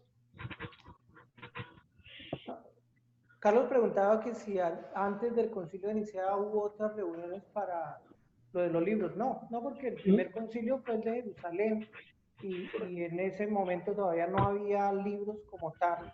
En ese entonces, estamos hablando del libro de los Hechos, ¿no? Ya en Nicea se reunieron los famosos padres de la iglesia. Los ¿cierto? famosos padres de la iglesia. Famosos padres de la iglesia, en donde ellos tenían todo ese conocimiento, todo ese estudio, y a raíz de eso fue que comenzaron a dilucidar que habían libros que como que eran como flojitos, como que la inspiración no era como tal, aunque, como se dice hoy, eran buenos, pero podían presentar a la gente errores, como lo decía Carlos, en ese orden doctrinal. Perfecto, Wilson, gracias. Los padres de la iglesia, ese es el término más exacto. Ahora, lo interesante de esto es que en Nicea, el segundo concilio, lo que realmente hicieron los padres de la iglesia, o hizo la iglesia en este momento, los líderes de la iglesia, pues simplemente reconfirmar lo que la iglesia ya había venido leyendo durante más de 200 años. ¿Sí? Fue la misma iglesia, en su proceso, la que fue sacando literatura apócrifa, literatura oscura, literatura pseudoepígrafa que decían, no sé si han escuchado ustedes acerca, por ejemplo, acerca de el Evangelio de Judas, el famoso Evangelio de Judas. Sí, o el Apocalipsis de Pedro, ¿sí? Eran escritos mentirosos, eran hackers, los hackers siempre han existido, ¿sí? Eran hackers de la época. ¿Me entiende el término hackers? Los que se entran a un computador y violan la información. Estos eran hackers de la época que se hacían pasar, se llama pseudoepígrafos, porque decían, es el Apocalipsis, pero le ponían, lo escribió Pedro. Pero la iglesia al leer el libro decía, no, esto no lo escribió Pedro, ¿cierto? Esto no pudo haber sido Pedro, por las características que tenía el libro. Entonces lo desechaban de una vez. Por ejemplo, libros como el famoso Evangelio de Judas, que aparece en el Código Da Vinci. Ese libro, el Código Da Vinci, lo escribe un hombre que se llama Dan Brown. Y cuando los cristianos, ese libro hace unos 10 o 15 años que salió, donde él dice que en el Evangelio de Judas figura de manera como en códigos secretos la genealogía de Jesús, porque Jesús tuvo hijos. Jesús tuvo mujer y tuvo hijos. Entonces la iglesia cristiana le pregunta a Dan Brown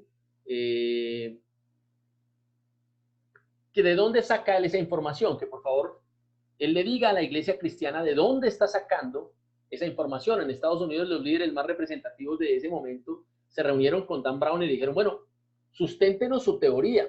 Y lo que Dan Brown dijo fue, Hermanos, quiero decirles que eso es simplemente ficción. Yo estoy escribiendo una novela de ficción, es una historia como por decir lo que decíamos ahorita, la Guerra de las Galaxias, ¿no? Eso es ficción. Ah, bueno, muy bien, la iglesia quedó tranquila. Entonces lo llaman de Nat Geo y Discovery Channel. Tengan mucho cuidado con Nat Geo y Discovery Channel porque ellos hacen muchos estragos a la fe de la gente. Y le preguntan de Discovery Channel de dónde sacó la información. Y lo que Dan Brown hábilmente dijo para vender su producto fue, investiguen ustedes. Investiguen ustedes. No les dijo que era una novela de ficción, sino que podía haber algo de verdad allí. Y de allí se agarró Discovery Channel para todo este trabajo de medios que le han dado al libro del Código Da Vinci y al Evangelio de Judas, ¿cierto? Desafortunadamente la gente le cree más a Discovery Channel que a la Biblia. Desafortunadamente la gente le cree más a las profecías de los mayas del 2012, que dijo que íbamos a terminar, que el mundo se iba a acabar, y la gente eso compró la profecía de los mayas, pero fue una cosa increíble los medios, el trabajo mediático que le hicieron a la profecía de los mayas, y hay mucha gente que pone en duda la escritura. Entonces, bueno, no sé si respondimos a Carlos con respecto del Concilio de Nicea, que en el Concilio de Nicea es donde ya se llevaron los libros que fueron.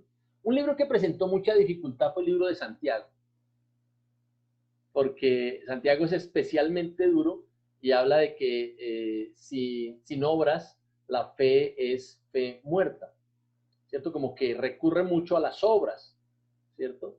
Pero al entender bien el libro de Santiago, realmente el libro de Santiago es tan doctrinal como lo es la carta a los romanos o la carta a los efesios. Entonces fue uno de los últimos libros que ellos aceptaron en introducir dentro del canon. No sé si respondemos, Carlos.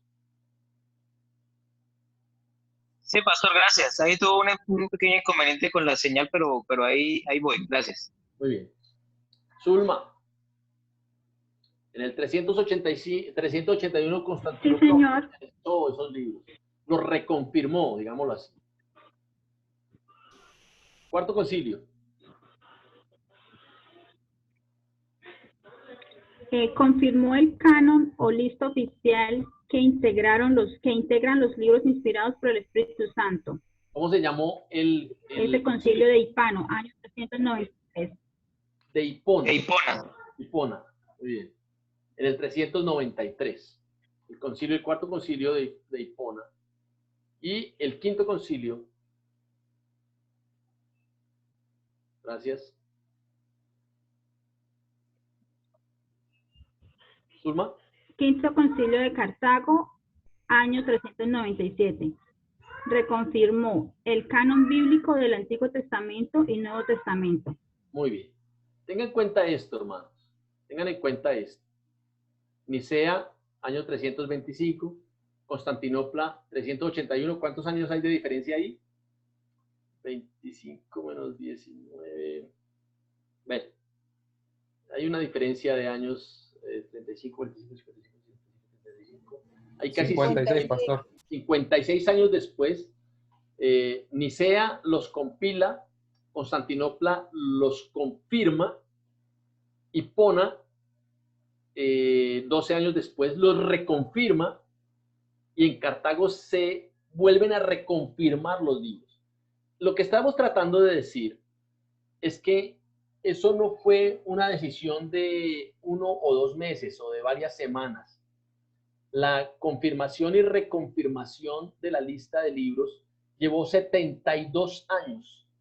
72 años, en esos 72 años se confirmó y se reconfirmó y se reafirmó lo que la iglesia 200 años atrás ya venía trabajando con los libros que hoy conocemos como del Antiguo Testamento y Nuevo Testamento.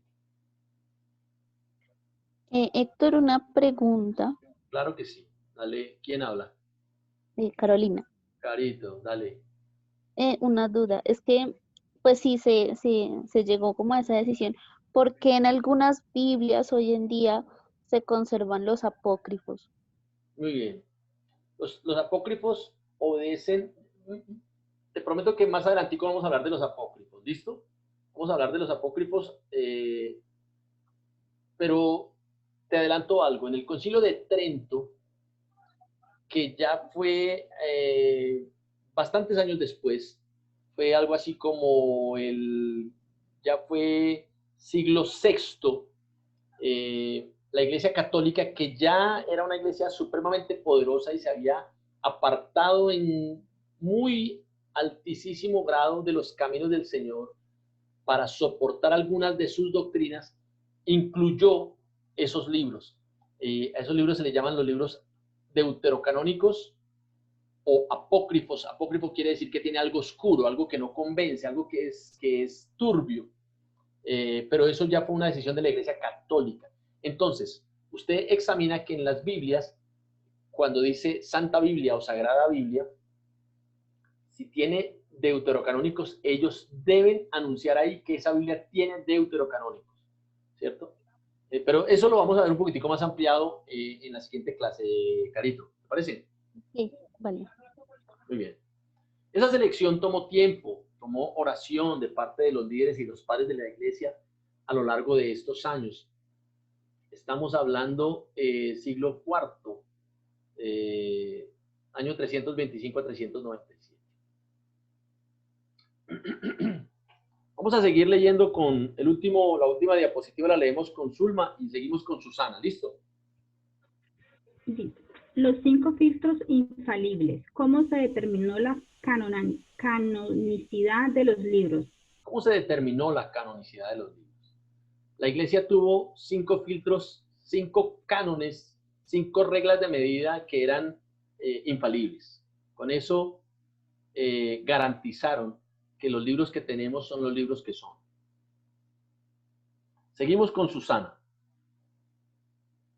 Susana, ¿estás por ahí? ¿Cómo estás para leer? Sí, buenas noches, sí, acá estoy. Muy bien. Dale. Bueno, por ahora solo me sale el título. ¿Es autoritativo? ¿Es autoritativo? Muy bien. ¿Viene con uno o varios? Así dice el Señor. Viene con uno o varios. El libro dice, así dice el Señor, o así dice Jehová, o el Señor ha dicho, o, ¿sí me entienden? Como que tenga esa firma de así dice el Señor. Okay. A lo largo de la Biblia, sigue Susana. Sí, más de 600 veces. La expresión así dice el Señor figura más de 600 veces. Bueno, vamos a leer, o sea, no vamos a leer estos textos, ¿cierto? Son algunos muy poquitos ejemplos, porque tendríamos que leer 600 versículos más o menos, donde dice, así dice el Señor, o sinónimos. Por ejemplo, la expresión dice el Señor, ¿cuántas veces está? 20 veces. Sigue, Susana. Ha dicho Jehová 364 veces. Jehová ha dicho 17 veces. Mamá, mira, Simón no lo había tapado. Dijo el Señor 11 veces. Muy bien, ese príncipe, así dice el bebé. Muy bien. Dale. Dijo Jehová 136 veces. Yo Jehová 113 veces. Qué tremendo. O sea, las expresiones que encontramos similares a así dice el Señor, ha dicho Jehová, Jehová ha dicho, dijo el Señor, dijo Jehová, yo Jehová, son todas ellas. Hay de estas y faltan otras. ¿De estas cuántas hay, Susana? 661 en total. A lo largo del Antiguo Testamento y Nuevo Testamento. Seguimos, Susana. ¿Es profético? ¿Es profético? ¿Fue escrito por un hombre de Dios? La iglesia daba fe de eso. ¿Quién había escrito el libro? ¿Cierto? Por tradición oral, la gente sabía quién había escrito el libro. ¿Cierto? Moisés, David, Esdras, Joel, Jeremías, Mateo, Marcos, Pedro, Lucas, Juan, Pablo. Entonces, la iglesia sabía, por tradición, ¿cierto?, quién les había mandado el libro, qué persona había sido la que había escrito el libro. Al principio, en la primera clase, hacían una pregunta muy importante y es, por ejemplo, ¿el Pentateuco lo escribió Moisés? Bueno, se le atribuye a Moisés. Quizás no haya sido él el que escribió todo. Acuérdense que Moisés era universitario, el hombre era graduado y posgraduado en las universidades de Egipto. Él sabía escribir, pero si algo no escribió, por lo menos lo dictó, ¿sí? Para que un amanuense, para que un mazoreta, para que un escribano escribiera lo que él dictaba. Por ejemplo, Pablo tenía, como era bien cegatón Pablo, él tenía un amanuense que le escribía, y por allá los Gálatas que lo regaña, les dice, miren, con cuán grandes letras voy a firmar este libro, yo Pablo, yo lo escribo, ¿sí? Entonces, él dice, vea, el que está escribiendo esto soy yo, digamos, el que está dictando este libro soy yo, pero estoy tan enojado con ustedes que yo mismo voy a poner mi firma para que no vayan a dudar que soy yo, ¿cierto? Bueno, esa no era la firma de Pablo, la que usted está viendo ahí. Estoy diciendo que era, es decir, la persona decía quién había escrito el libro, ¿sí? Esa es la segunda norma. La tercera. Seguimos, Susana. ¿Es dinámico? Es dinámico. ¿Ha demostrado el poder de Dios transformando vidas? Muy bien. ¿Contiene enseñanzas transformadoras que hayan surtido efecto en la vida práctica? O sea, que hayan cambiado gente, el libro ha cambiado la vida de la gente, el libro ha cambiado la mentalidad, la forma de comportarse, la forma de hablar, la forma de vivir, ha cambiado la familia de esa persona, de cómo se relaciona con su esposa, con su esposo, cómo trabaja diferente. Esa persona cambió, esa iglesia cambió cuando leyó ese libro. Es una pregunta importante. El libro tenía el dinamis de Dios, el poder de Dios. Ya vamos a terminar, hermanos. Este filtro era muy importante, por ejemplo. ¿Fue recibido, reunido, leído y usado? Fue recibido, reunido, leído y usado. ¿Fue aceptado por el pueblo de Dios? Las mismas iglesias confiaban que tanto habían utilizado el libro y que tanto había generado vida, salud y libertad. Muy bien. La gente respaldaba, o sea, la reunión de iglesias respaldaba el libro. ¿Qué decían los de Éfeso? ¿Qué decían los de Colosas? ¿Qué decían los de Corintio? ¿Cierto? El libro, al ser examinado por la iglesia misma, había sido aceptado, ¿cierto? Eran las iglesias las que confirmaban que tanto había sido utilizado el libro. Entonces, eso era un filtro muy importante. Seguimos con el último filtro. ¿Es auténtico? Los padres de la iglesia fueron partidarios de la política de si estás en duda, deséchalo. Mire, fueron muchos los libros desechados porque simplemente despertaron alguna suspicacia, algún detallito que no gustó y el libro fue desechado, ¿cierto? Tengan muy presente eso.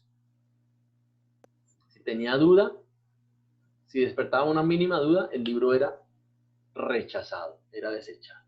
Vamos a dejar ahí, hermanos, con la última diapositiva que nos va a leer Susana, y es esta. El mensaje es imperfecto, el mensaje es perfecto. Cuidado, otra vez, léelo. Perdón, leí mal. El lenguaje es imperfecto, el mensaje es perfecto. Qué tremendo. Hermanos, termino con esto. Este libro que usted ve en mi mano, dejo de compartir pantalla. Gracias. Este libro que usted ve en mi mano es una Biblia una Biblia Reina Valera 1960, año 1960. Puedo confiar en que este libro es la palabra de Dios. No es un manuscrito original, es copia de copia de copia de copia de copia de copia de copia del hebreo al griego, del griego al latín, del latín al castellano, del castellano al español después de muchos años. Este libro a nivel del lenguaje, puede tener errores como lenguaje, ¿cierto? Pero este libro, el cual el Señor permitió que llegara hasta hoy, después de tantos años, y de ser reproducido una y otra vez, ¿este libro es confiable? Y quiero decir que absolutamente sí. Este libro es perfectamente confiable. Porque aunque el lenguaje español nuestro puede tener imperfecciones, aunque el lenguaje es imperfecto, el mensaje que él contiene es perfecto. En la primera clase una persona nos hacía una pregunta muy importante y es, ¿cuál es la mejor versión? Y la respuesta que le dimos fue, la mejor versión de la Biblia, lo ideal es que usted tenga varias versiones de la Biblia, ¿cierto? Que tenga la palabra de Dios para todos, la Nueva Traducción Viviente, que tenga la Dios habla hoy, que tenga la Biblia lenguaje actual, que tenga, en fin, la Reina Valera, por supuesto, que es la más tradicional. Este libro es perfectamente confiable porque aunque el lenguaje es imperfecto, el mensaje es perfecto. Quiero contarles una historia, con esto terminamos. A mí me ayudó a criar una señora que servía en la casa, se llamaba Doris, y ella era muda. Había sufrido una enfermedad cuando pequeña, y su habla había quedado gravemente afectada. Ella me ayudó a criar. Yo nunca aprendí el lenguaje de sordomudos, ella no lo sabía. Pero aunque esa mujer no sabía hablar, yo me comunicaba perfectamente con ella. Perfectamente. Yo me comunicaba a la perfección, yo le entendía todo. Y cuando mi mamá se iba, nos dejaba al cuidado a todos los hijos, al cuidado de Doris. Y Doris era la mujer más chismosa que usted haya conocido. La odiábamos a Doris, todos los hijos, los 6 hijos odiábamos a Doris porque cualquier cosa que sucedía en la casa, cuando mi mamá llegaba, Doris le contaba con pelos y señales cuál de los hermanos le había pegado a cuál. ¿Quién había llamado a una de mis hermanas para coquetearle por el teléfono? El daño que había hecho uno de mis hermanos. En fin, ella le contaba todo y era muda. El lenguaje era imperfecto, pero el mensaje era perfecto. ¿De acuerdo? Dios puede hacer con un libro, entre comillas, de lenguaje imperfecto, dar un mensaje perfecto. Absolutamente sí. Amén. Este libro que usted tiene en sus manos es un libro confiable. Usted puede confiar en ese libro y usted y yo lo sabemos. Eso decírselo a un no cristiano es muy difícil, pero usted y yo lo sabemos que Dios nos ha hablado a través de ese libro.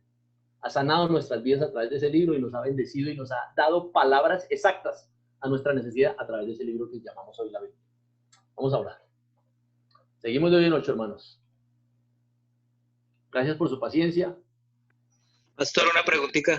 Claro que sí, Carlos. Dale, Carlos. Pero, ¿podemos leer los libros deuterocanónicos? Esa pregunta está muy buena, Carlos. Absolutamente sí y absolutamente no. ¿Qué queremos decir con eso? Podemos leer los libros deuterocanónicos con una actitud histórica e informativa. No así, sí podemos leerlos con una actitud, para hacer análisis histórico y para informarnos. porque históricamente pueden ser ciertos, son ciertos. No debemos leerlos con una actitud devocional, porque el Espíritu de Dios, estamos de acuerdo en la iglesia en que el Espíritu de Dios no inspiró esos libros, Vamos a hablar más detalladamente en la próxima clase acerca de los deuterocanónicos. ¿Sí respondo a la pregunta, Carlos? Gracias, pastor, muy amable. Bueno, muy bien. Vamos a ver detalladamente los deuterocanónicos la próxima clase. Le quisiera pedir el favor al pastor Pedro. Pedro, ¿andas por ahí? Heme aquí. Bueno, vamos a terminar con una oración, hermano, para cerrar. Amén. Gracias a ustedes, hermanos. Yo enfatizo en esto. Varios de los que estamos aquí pudieron haber dado este seminario. Dios me dio el honor a mí. Pudo haberlo directamente hecho el pastor Wilson, el pastor Álvaro, el pastor Pedro, Miriancita. Pero Dios me dio el honor a mí. Yo estoy muy emocionado, muy agradecido por esto. Entonces, vamos a terminar de orar con Pedrito y terminamos, hermanos. Poderoso Dios, te damos gracias, Rey, en esta noche. Gracias porque definitivamente tú tienes propósito en cada una de las actividades que tú programas para tu iglesia, Dios, para tus hijos. Hoy hemos sido edificados, bendito Dios, aprendiendo y conociendo más de ti, más de la grandeza de tu palabra, más de tus propósitos, Padre Celestial, en la forma en que se compiló esta palabra tuya, Rey. Te damos gracias porque definitivamente vemos que tú tienes todo bajo control, Dios, y humildemente nos presentamos delante de ti, Dios, a aprender. Te damos gracias por los maestros, te damos gracias por su trabajo, por su dedicación, por sus enseñanzas, por su sabiduría, por el poder de tu Espíritu Santo reflejado en sus palabras, Dios. Te damos gracias por cada uno de los asistentes, desde el más antiguo hasta el más nuevo, hasta Lilian, Dios. Te pedimos que les bendigas, que les lleves por la senda del conocimiento tuyo y que les reveles a ellos, Padre Celestial, lo que has ocultado a aquellos que se tildan de sabios, Dios. Te damos gracias en esta noche por lo que hemos aprendido. Te damos en tus manos, Dios, y te pedimos que para el próximo martes, Padre Celestial, estemos dispuestos en el horario, con los recursos y los medios, para que, Padre Celestial, sigamos creciendo en tu palabra. Te alabamos y te bendecimos, Rey, confesando en ti toda gloria y toda honra, en el nombre de Cristo Jesús. Amén y amén. Amén. Hermanos,